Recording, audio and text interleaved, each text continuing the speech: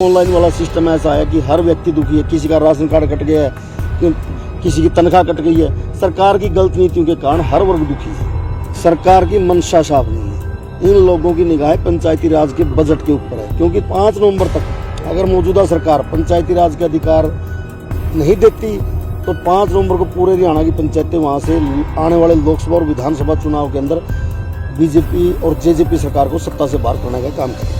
क्या सरकार के खिलाफ वोटिंग करवाएंगे, बीजेपी और जेजेपी के खिलाफ वोटिंग करवाएंगे। बिल्कुल इनका लोगों का बाइकाट करेंगे। बहुत बड़े फैसले लेंगे जिससे हम सरकार की मुश्किलें बढ़ा देंगे, क्योंकि ये लड़ाई अपने अपने गाँव को बचाने की और पंचायती राज को बचाने की लड़ाई है। रोहतक के कलानौर बीडीपीओ ऑफिस पर तालाबंदी करने को लेकर सरपंचों पर दर्ज करवाई गई एफआईआर के विरोध में जिले के सरपंच आज सोमवार को रोहतक के बीडीपीओ ऑफिस में एकत्रित हुए। उन्होंने डीसी अजय कुमार से मुलाकात कर अपनी मांगे रखी। उन्होंने कहा कि सरपंचों पर एफआईआर दर्ज करना गलत है, जिसको तुरंत वापस लिया जाए। सरपंचों को विकास कार्य करने के लिए भी अधिकार नहीं दिए गए, जिसके कारण उनमें रोष है।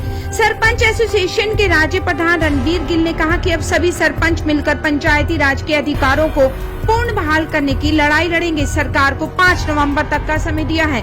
सरकार इस अवधि में पंचायती राज के सभी अधिकार सरपंचों को दे। अगर उनकी मांगे पूरी नहीं होती हैं, तो वे 5 नवंबर को सरकार के खिलाफ आंदोलन का बड़ा फैसला लेंगे। तो आइए अब आपको सुनवाते हैं कि राज्य प्रधान रणबीर गिल ने क्या कहा। प्रधान जी, आज क्या मांग को लेकर रोहतक उपायुक्त से मिले आप? आज रोहतक जिले के हमारे कलानौर ब्लॉक के कुछ सरपंच साथियों के ऊपर बीडीओ कलानौर ने मुकदमा दर्ज करवाया, तो उसी विषय में हम डीसी साहब से मिले थे। डीसी साहब ने आश्वासन दिया कि इस मामले को जल्दी ही खत्म किया जाएगा। क्या मामला था?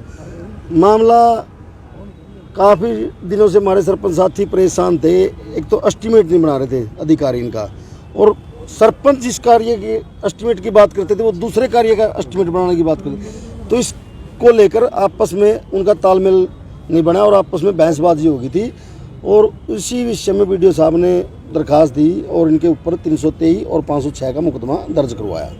तो क्या आश्वासन मिला है उपायुक्त? डीसी साहब ने बिल्कुल आश्वासन दिया कि 2-4 दिन के अंदर ही आपका मामला ये खत्म कर दिया जाएगा। कितने सरपंचों के ऊपर एफआईआर?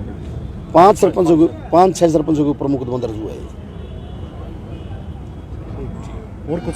हाँ बिल्कुल। और एक हमारा उद्देश्य था, आज 5 नवंबर की टोहाना के अंदर रैली रखी है, पंचायती राज अधिकार बचाओ रैली।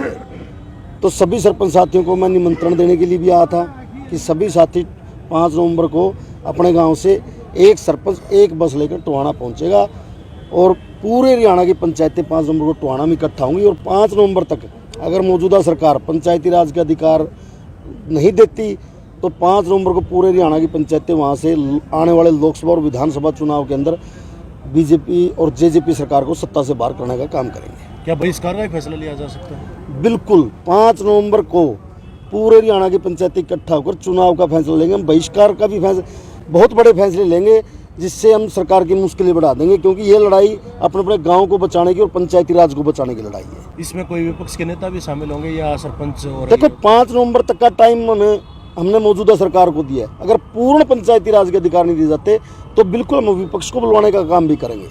हम खुला सरकार के खिलाफ जाएंगे और जो मजबूत साथी होंगे उनका साथ देने का काम करेंगे। किस प्रकार के फैसले लेंगे?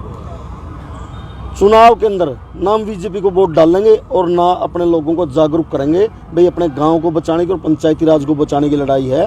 सरकार के खिलाफ वोटिंग करवाएंगे, बीजेपी और जेजेपी के खिलाफ वोटिंग करवाएंगे। बिल्कुल इनका लोगों का बाइकाट करेंगे।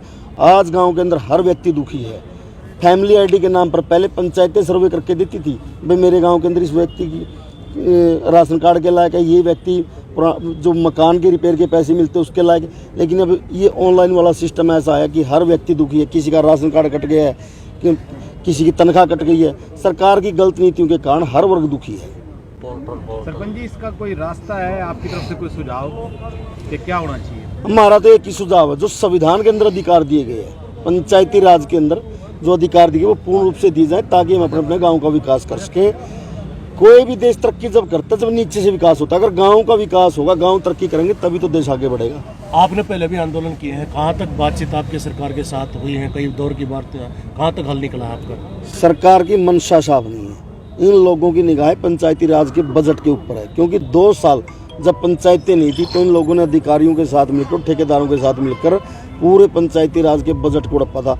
आप एक चीज देखना, हर ब्लॉक के अंदर तीज महोत्सव के नाम पे भी पैसे निकाले गए पंचायतों से पहले।